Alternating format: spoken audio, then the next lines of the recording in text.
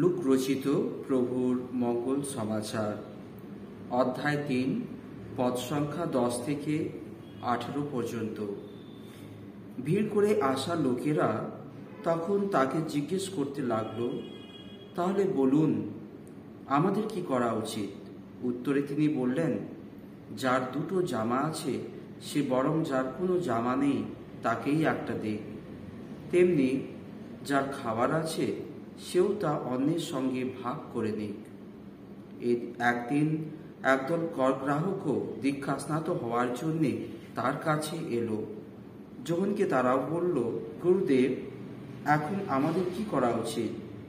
উত্তরে তিনি বললেন, যে কর ধার্য আছে তার চেয়ে বেশি আদায় করো না। তখন কয়েকজন সৈনিকও তাকে জিজ্ঞেস করলো, আর আমাদেরই বা এখন কি করা উচিত? তিনি উত্তর দিলেন, তোমরা কারো উপর জোর জুলুম চালিয়ে কিছু পাবার চেষ্টা করো না, কারো নামে মিথ্যে অভিযোগও এনো না। তোমাদের মাইনেটুকু নিয়েই তোমরা সন্তুষ্ট থেকো। লোকেরা তখন প্রতীক্ষায় উন্মুখ ছিল। যোহনের সম্বন্ধে সবার মনে এই প্রশ্ন জাগছিল, তিনি কি সেই খ্রিস্ট নন? তাই যোহন এই প্রশ্নের উত্তরে সকলকেই বললেন, আমি তো জল দিয়েই তোমাদের দীক্ষা স্নাত করি, কিন্তু এমন একজন আসছেন যিনি আমার চেয়ে শক্তিশালী। আমি যে তার জুতোর বাঁধন খুলে দেব সে যোগ্যতাও আমার নেই। তিনি কিন্তু পবিত্র আত্মা ও অগ্নিতেই অবগাহন করিয়ে তোমাদের দীক্ষা স্নাত করবেন। ঝাড়াই বেলচাটা ওই তো তার হাতেই রয়েছে তার খামারের সব কিছুই ঝাড়াই বাছাই করতে। যত গম তিনি তুলে আনবেন তার গোলা বাড়িতে, তুষগুলো কিন্তু নেবে না, এমন এক আগুনে ফেলে দিয়ে তিনি পুড়িয়ে ফেলবেন। এই সময় এই ধরনের আরো অনেক উপদেশ শুনিয়ে যোহন লোকেদের কাছে মঙ্গল বার্তা ঘোষণা করতেন। এই হলো প্রভু যীশু খ্রিস্টের মঙ্গল সমাচার। প্রিয় শ্রোতা বন্ধুগণ, আজ আমরা প্রবেশ করলাম আগমনকালের তৃতীয় রবিবার।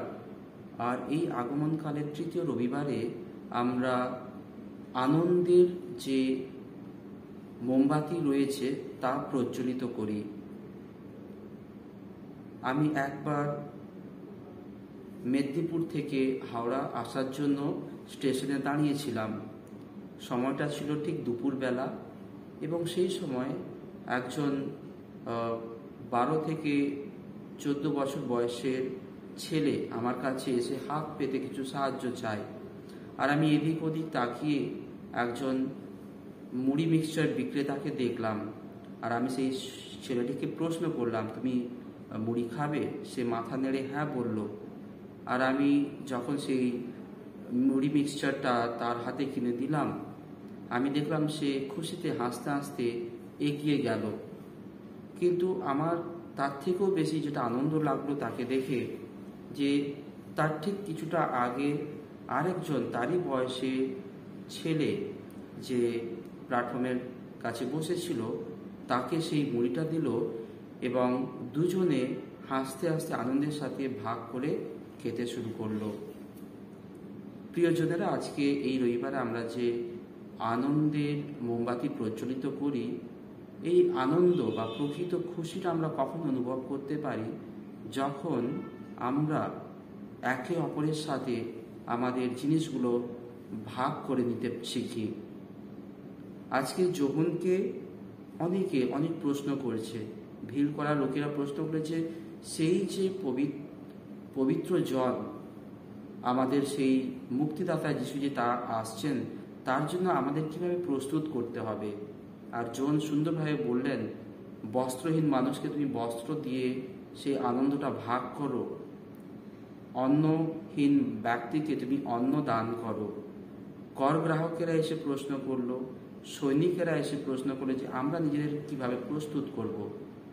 প্রিয়জনেরা, আর মাত্র 1 সপ্তাহ বাকি থাকবে আমাদের সেই ঐতিহাসিক মুক্তিদাতার জন্মদিন পালন করতে। সেই 24 তারিখ রাত্রে এবং 25শে ডিসেম্বর আমরা পালন করব আমাদের সেই মুক্তিদাতা প্রভু যিশুর জন্মদিন। আর এই জন্মদিনটার আনন্দ তখনই আমরা অনুভব করতে পারবো যখন গিফট পাওয়ার আশায় নয়, বরং গিফট অপরকে দেওয়ার মাধ্যমে আমাদের সেই খুশিটা একে অপরের সাথে আমরা যখন ভাগ করে নিতে পারি। আর সেটাই আমাদের প্রভু যিশু চান। তার জন্ম অর্থই হলো অপরের জন্য উৎসর্গ করে দেওয়া। প্রভু যিশু সেই গোশাল ঘোড়া যেখানে তার জন্ম হয়েছিলেন, সেখান থেকে তিনি বার্তা দিলেন যে তার জন্মটা নিজের ঐশ্ব মহিমার জন্য নয়, কিন্তু অপরকে বিলিয়ে দেওয়ার জন্য।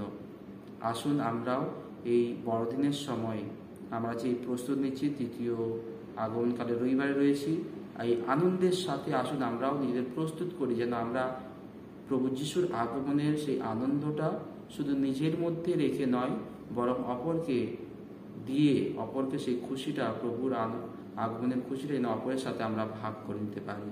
ঈশ্বর আমাদের প্রত্যেককে আশীর্বাদ করুন।